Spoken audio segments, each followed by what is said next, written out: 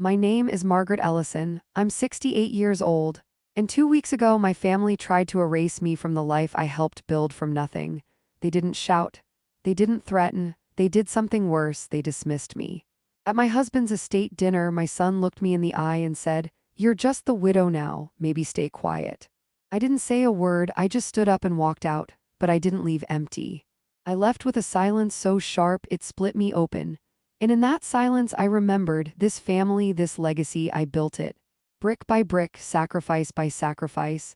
And they were about to learn exactly who they'd underestimated. The house we were sitting in, co-signed by me and my husband, Robert, the accounts they wanted to divide, grown through decades of skipped vacations, late nights, and second jobs, the lake house they loved to show off. Funded by 40 years of shared discipline. But that night, none of it mattered to them. I ironed my blouse twice, checked my lipstick 3 times, told myself not to cry. It was just dinner, just my children. Just the people I had loved with every breath in my body. And somehow it turned into a courtroom where I wasn't even allowed to speak. When I arrived at my son Daniel's home, the air already felt rehearsed. Cold wine, empty smiles. My daughter-in-law Julia clicking around in heels she couldn't walk in. My grandson Ethan offering a nod, just enough to acknowledge my presence but not enough to mean it.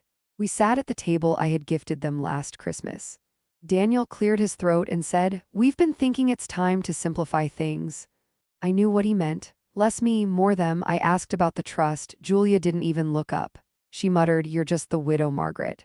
Maybe stay quiet." They laughed like it was funny, but it wasn't funny. It was the sound of my life being erased in real time. I looked at every face around that table, faces I fed, faces I raised, faces I defended. And none of them looked back at me like I mattered. So I did the only thing that still belonged to me. I stood up, walked out, and didn't look back. I didn't sleep that night. I sat in Robert's recliner, wrapped in the old throw blanket we used to fight over. And for the first time since his funeral, I let the silence be my friend, not my punishment. At 2:30 a.m., I walked barefoot across the hall to the drawer Robert and I had always called the no-go zone. It held passports, titles, tax records, things we kept from the kids not out of secrecy, but because they didn't care to understand. That's where I found it, a thick envelope labeled in Robert's handwriting, Margaret. Inside, a single-page letter and the blueprint of my freedom. "If you're reading this," it began, "then something's already gone wrong.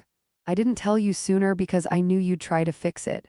But this isn't yours to fix. This is yours to protect. Everything is in your name now, our home, our accounts, the lake property. You have full power. Don't let them shame you. And if they ever try to take what's yours, burn it all down." I held that letter like it was a sword, and in that moment, something inside me snapped back into place. By sunrise, I had called our lawyer of 30 years, Charles Hammond. I told him what I'd found. I said, "I want to activate it today." He said, "Don't tell them yet, I'll be there by 9. When he walked through my door, I was dressed, hair pinned up the way Robert liked. Documents laid out across the table like a battle map. A notebook in hand filled with margin notes I scribbled in the dark. Charles reviewed every clause, every transfer, every legal pivot Robert had written into place. By 11:15 a.m., I had signed 6 documents that changed everything. Effective immediately, I controlled every asset, every property, every account. And suddenly, the silence that filled my house wasn't grief. It was power. By 3 p.m., the texts started coming in. "Daniel, hey, weird question. Do you know why the cabin account is locked?" I didn't answer. Julia called. I let it go to voicemail. By 4:30, the family group chat exploded with panic. And at 5:05 p.m., as they gathered again at Daniel's house to strategize, I walked up the same stone path and knocked on the door like I was just dropping off a pie. He opened it, confused, nervous. I walked inside, placed a folder on the counter and said, "You might want to sit down." They didn't, of course not, because people like that never expect the storm until it's already overhead. I opened the folder, laid out the notarized documents and said, "This is the new estate plan. Everything is under my name, everything." They tried to laugh. Daniel said, "You can't move funds without the trust board." I looked him in the eye and said, "There is no trust board. Your father dissolved it last year. You should have read the fine print." Julia scanned the papers with shaking hands and said, "This isn't legal." I handed her the final document, the notarized transfer, the lawyer's signature, the seal. I said calmly, "This isn't a negotiation. This is a notification. As of this morning, you have no legal claim to any of it. They didn't speak, they couldn't. And for the first time in years, I stood in a room full of my family and they listened. I turned to leave, paused at the door, and said, "The next time you want to talk about my future, you'll need an appointment." I didn't cry, I didn't yell, I didn't beg. I walked away, leaving them standing in the house Robert and I paid for, choking on the control they thought they had. I had only just begun. This wasn't revenge, this was reclamation. And by the time I was done, they would understand. I wasn't just the widow, I was the legacy, and I was taking it back. The morning after I dropped the truth on the table, I brewed coffee like usual. The old drip machine sputtered, steam curling into the quiet. It was the kind of quiet that had once felt like absence. But now it felt like clarity. 5 missed calls from Daniel, 3 from Julia, 1 from my younger son, Michael. I ignored them all. They had always mistaken my silence for surrender. But silence, when chosen, is strength. And now every word I hadn't said was echoing louder than anything they could scream. At 9:12 a.m., Daniel sent another text. Shorter. "Less smug, can we talk?" I smiled. That was the sound of a man unraveling. By noon, Charles called.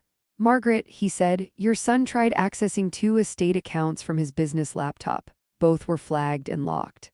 "Good," I replied. "Let him dig." By 1 o'clock, Julia showed up at my front door. Uninvited. Oversized sunglasses, designer shoes, a voice dripping with feigned sweetness. Margaret were all just a little confused. I didn't open the door. I stepped into the foyer and stood behind the curtain. She went on. "Why would Robert do this behind everyone's back?" I waited, let her twist in her own narrative. Then I spoke low and sharp. "Maybe because he saw what you were willing to do in front of it." She flinched, the kind of flinch people make when the truth hits a nerve they didn't know was exposed. "You should leave," I said. "This is trespassing." She threw out a threat about lawyers, inheritance rights, mental capacity. I closed the door before she finished. 10 minutes later, Michael called, voice hushed, hesitant. "Mom, I didn't know any of this. I thought the trust was automatic. I didn't know Daniel and Julia were." "You had every chance to ask me," I interrupted. "You didn't. That silence is your signature." He hung up. That night I cooked myself a proper dinner. Roasted chicken, garlic mashed potatoes, green beans with lemon. I poured a glass of wine from a bottle Julia used to brag about. Said it was too expensive for older palates. I drank slowly. I wasn't celebrating. I was remembering the woman I'd been before they made me invisible. Then the phone rang again. This time it was Ava, 17, Daniel and Julia's daughter, the only one who'd ever looked me in the eye during dinners. "Grandma, are you okay?" Her voice was small, fragile. "They're freaking out. They said the house might be in trouble." "I'm okay, sweetheart," I told her. "You didn't do anything wrong." She whispered, "I miss Grandpa. He would have hated this." I swallowed hard. "That's why he fixed it," I said, "before it broke." She didn't say anything for a moment. Then quietly, "I'm glad he did." After we hung up, I sat at the kitchen table, Robert's old leather folder in front of me. Inside it, pages of financial records, trust revisions, asset lists. I combed through them one by one. That's when I found it. A note scribbled in his handwriting. "Check Daniel's withdrawals, looks fishy. Ask Charles." It was dated 2 weeks after Robert's first surgery. He had known, he had seen the betrayal coming, and he tried to protect me from it. The next morning, Charles called again. His voice had changed. "You need to come in now." An hour later, I was in his office. He slid a folder across the desk. Inside, fraudulent loan agreements, bank transfers, credit pulled from Robert's business line, $500,000. All signed under a partnership that ceased the moment Robert passed. "Fraud," Charles said. "We can press charges or let the pressure cook." I didn't answer. I needed time. I needed strategy. That night I opened a new folder, labeled it firewood because everything in it was kindling, and when I lit the match they wouldn't know what hit them. By sunrise I had a plan. I froze additional accounts, started inquiries into property leases Daniel had claimed as income. And I called Peter, Robert's estate accountant. "Did you know?" I asked. He hesitated. "I had concerns, but your name wasn't on anything yet." "Well," I said, "now it is. Start talking." He did fund shifts, ghost expenses. Debt hidden under the assumption that Daniel would inherit and clean it all up later. It wasn't just greed. It was arrogance. The belief that I would never check, that I wouldn't understand, that I would be too heartbroken or too tired to fight. That afternoon, I sent a message to Daniel, "You might want to get a lawyer and a cheap apartment." No response, but silence speaks volumes when it's your turn to be afraid. 3 days later, they invited me to the family barbecue. Like nothing had happened, plastic tablecloths, store-bought coleslaw, music turned up too loud to allow real conversation. I wore pearl earrings Robert gave me on our 30th anniversary, and brought a bottle of wine none of them could afford anymore. I walked in, set the firewood folder on the table and said, "We need to talk." Julia rolled her eyes, Daniel muttered. Michael reached for a beer, I opened the folder. Loan fraud, forgery, account theft. This, I said, is what Daniel did while his father was dying. He laughed, the kind of laugh people use when they're out of defenses. That's not even legal. It's notarized, I interrupted. And the only reason you're not in jail is because I'm giving you one last chance to own it. Julia tried to spin. Henry would have told us. He did, I said. He just didn't trust you to fix it.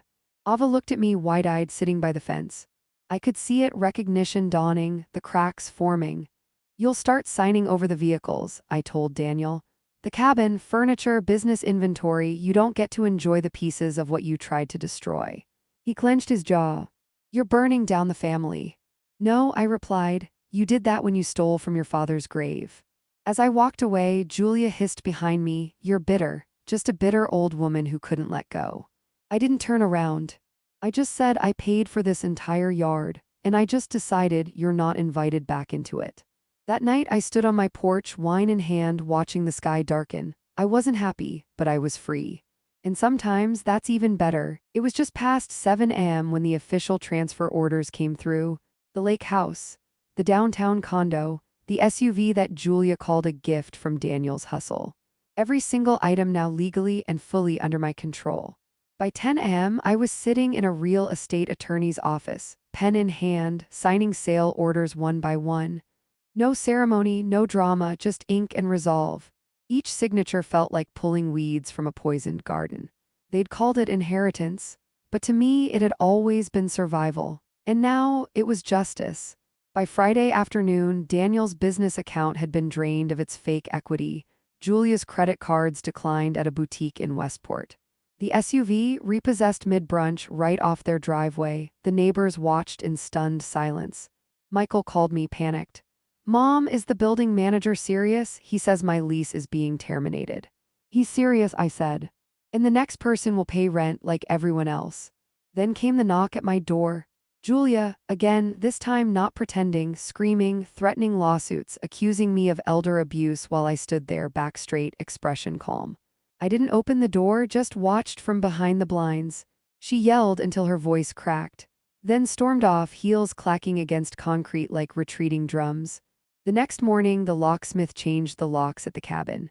The day after that, the car was gone from Daniel's name, returned to the dealership under a legal seizure order.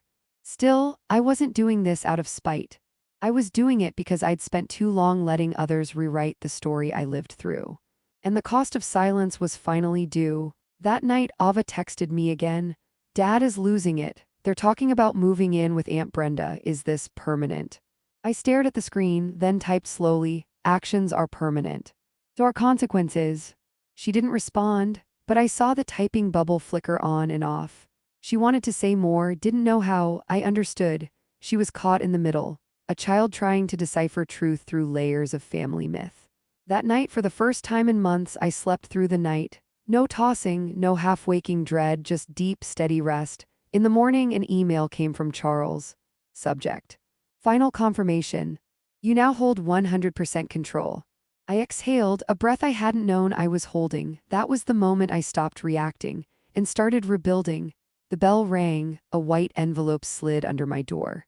No return address, my name written in shaky penmanship. Inside, a psychiatric evaluation request form, unsigned, highlighted around the phrase, "Capacity evaluation recommended." I didn't panic. I'd seen enough of Robert's legal work to know exactly what it was. A setup. They wanted to claim I was unfit, mentally incompetent, to steal back what they had no legal right to anymore. I drove straight to Charles' office. Dropped the form on his desk, he flipped through it, eyebrows raised. "They actually went this route, that's bold." "Trace it," I said. "I want names." 2 days later, he called back. Candace, it had been Julia all along. She forged the form, bribed a notary, backdated the paperwork. Emails confirmed it. Her assistant had turned over the proof in exchange for immunity. Press charges, I said. They're already being filed. That evening, a sheriff's car pulled into Daniel's driveway as they loaded groceries into a borrowed sedan. Neighbors peeked from behind hedges. Julia screamed, sobbed, performed. None of it stopped the handcuffs. Forgery, fraud, abuse of court systems. Daniel tried to argue. The officer shut him down with one raised hand. I wasn't there, Ava told me later. She whispered. She said it was your fault, Grandma, but no one believed her. Not even Dad. I told her something I hoped she'd remember for the rest of her life. Some people don't break, they rot from the inside out. Ava didn't respond, but I heard her breathing on the line, calm, steady. Learning what truth sounds like for the first time. That night I pulled out the photo album. The one Robert used to flip through when he missed the boys. Toddler faces. Snowmen, birthdays, long-forgotten laughter, not because I missed them, but because I needed to remind myself I had loved them once. And what I did now wasn't out of hate. It was out of honor, out of memory, out of the blood, sweat, and decades I had poured into a family that mistook sacrifice for silence. The next morning, Julia took a plea deal. No jail time, but a criminal record, a fine that would drain the last of her pretenses. Daniel never spoke to me again, no calls, no emails, just absence. The kind of silence that finally meant surrender. I wasn't holding on to vengeance anymore. I was holding on to what was mine, and I wasn't letting go. With Julia out of the picture and Daniel buried in legal silence, the house was finally quiet in the way peace is, not absence, not punishment, just stillness that no longer asked for my apology. That week I started making decisions. Not revenge, not retaliation, direction. I called Peter, the estate accountant. There's a property on the outskirts, I said. The one with the yellow shutters and the porch swing. I want it transferred into Ava's name. Peter paused. Are you sure? That's valuable. She didn't ask for anything, I said, and she's the only one who never looked away. Ava cried when I told her, not big dramatic sobs. Just the kind of quiet, shaking breath that happens when someone finally feels seen. I don't deserve this, she whispered. Yes, I said, you do, because you didn't pretend. That same day I called Charles. I want to start a fund, I told him, for women like me. And that's how the Robert Ellison Second Chance Fund was born. No press, no fanfare, just grants for widowed women over 60. Women who had been pushed out of boardrooms, silenced at kitchen tables, erased from bank accounts they helped build. Our first application came in before the website was even live. A letter, handwritten from a woman in rural Kentucky.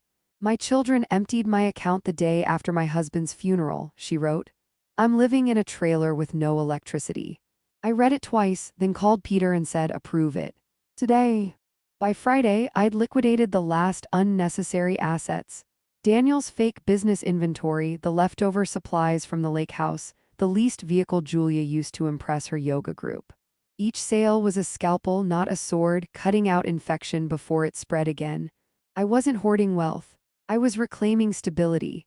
And with every check I wrote to a woman who thought she'd been forgotten, I felt something rebuild, not just in my home, but in myself. One night, sorting through the last box of Robert's files, I found a dry cleaning receipt shoved between the pages of his retirement binder. On the back, a scrawl in his familiar, slanted hand, make sure Margaret knows she did it all. I just stood beside her. I stared at the ink, didn't cry, just folded it carefully and tucked it into the top drawer of the desk. The same drawer that now held the original will, the power of attorney papers, and a photograph of me in my garden, sun hat tilted, hands deep in soil, still building. That weekend, I closed the last joint account tied to Daniel's fraudulent LLC, donated the leftover funds to a local business incubator, sent a cease and desist letter to the only law firm foolish enough to still take his calls. He didn't reply, didn't fight, because there was nothing left for him to stand on. By the time I stepped onto the porch with my morning coffee, the new fence posts were going up. Fresh wood, real nails, no more waiting, no more patchwork. The man installing them didn't know the story, didn't need to, he just said, looks like a rebuild. And I nodded, that's exactly what it is. Not a revenge arc, not a comeback. Just a foundation being poured again, this time without rot beneath it.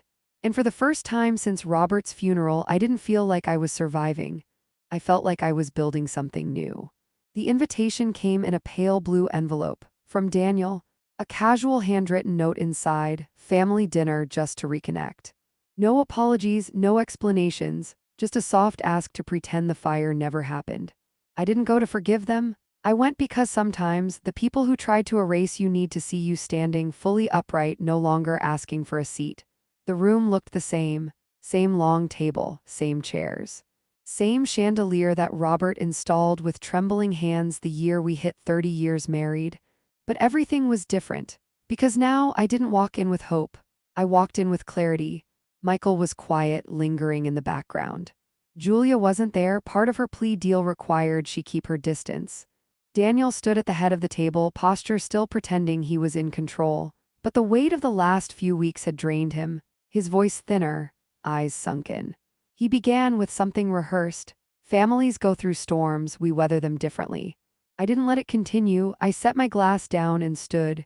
This wasn't a storm, I said. It was a consequence. And every one of you wrote it. The room froze, not one fidget, not one excuse. Daniel opened his mouth. I stopped him with one look. You told me to stay quiet, I continued.